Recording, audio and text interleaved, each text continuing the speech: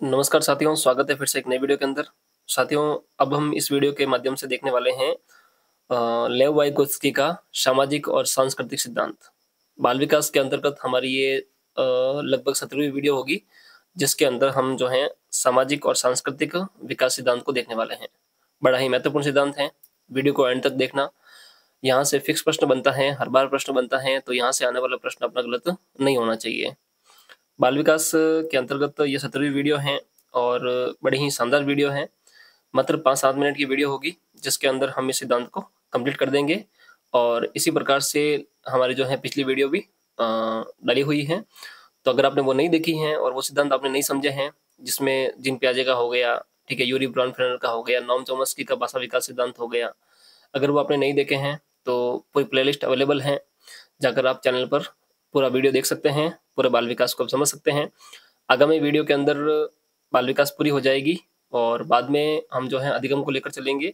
समय बहुत कम है और मैंने जो है अपना नया टॉपिक जुड़ा है रीड के अंदर, अपना एनईपी 2020 राष्ट्रीय शिक्षा नीति 2020, उसका भी वीडियो मैंने डाल दिया है, तो वो भी जाकर आप देख सकते हैं।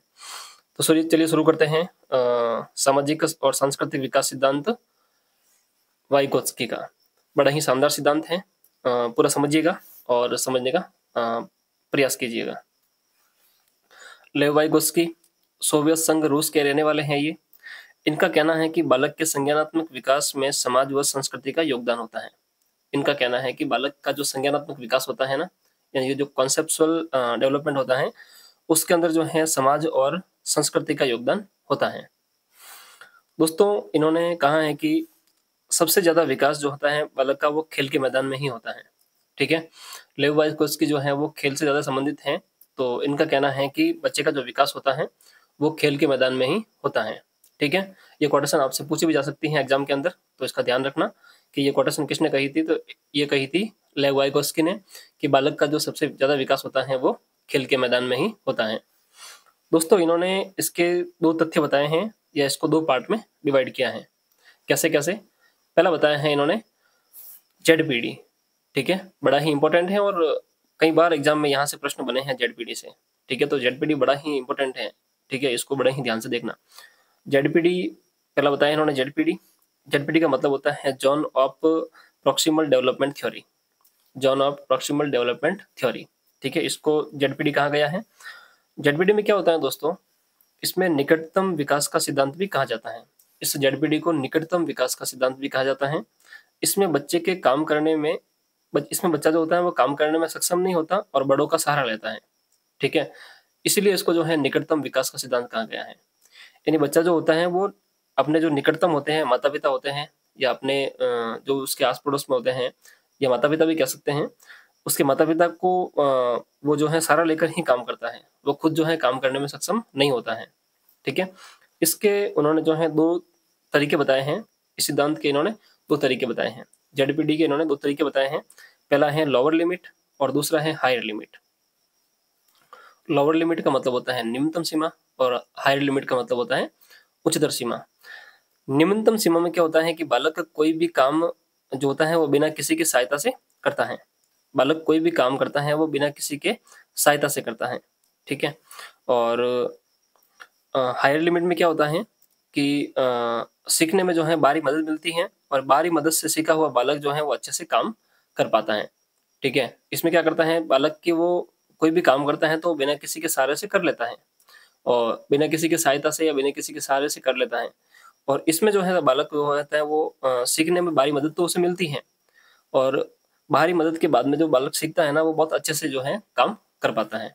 ठीक है, इसके बाद में इन्होंने दूसरा तरीका बताया है, या दूसरा सिद्धांत, दूसरा जो तथ्य बताया है इसका, वो बताया है दोस्तों स्कैफोल्डिंग। ठीक है, स्कैफोल्डिंग। पहला तो है जेडपीडी, दूसरा है स्कैफोल्डिंग। इसमें बच्चा जो कुछ भी सीखता है वो दूसरों की मदद लेकर सीखता है। वो तो होता है जेडपीडी, होता है निकटतम सिद्धांत, और इसमें जो बच्चा सीखता है वो दूसरों की मदद लेकर सीखता है स्कैफोल्डिंग के अंदर।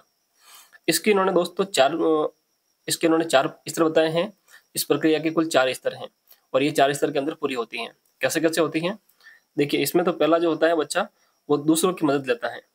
पहले बच्चा क्या करता है? दूसरों की मदद लेता है। फिर वो समस्या को समझ लेता है। समस्या को समझने के बाद समस्या का जो है स्वयं हल करता है। और हल करने के बाद में उसमें वो निपुण हो जाता है। ठीक है, क्या करता है, पहले पहले तो वो दूसरों की मदद लेता है, फिर वो मदद लेने के बाद समस्या को समझता है, समस्या को समझने के बाद में वो उसका जो हल होता है वो स्वयं करता है, और उसका सॉल्यूशन करने के बाद में वो उसमें निपुण हो जाता है। ठीक है ना, उसमें वो महारत हासिल कर लेता है। तो इस प्रकार से जो है इसके फोल्डिंग के अंदर बच्चा कुछ भी सीखता है वो दूसरों की मदद लेकर सीखता है। तो इसके अंदर जो है वाइगोत्स्की ने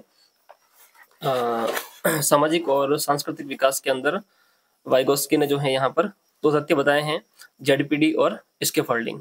ठीक है, तो उम्मीद करता हूँ कि आपको ये सिद्धांत समझ में आया होगा। बड़ा ही शानदार सिद्धांत था और बहुत ही छोटे शब्दों में और बड़ी ही आसान तरीके से हमने इसको यहाँ पर समझा है।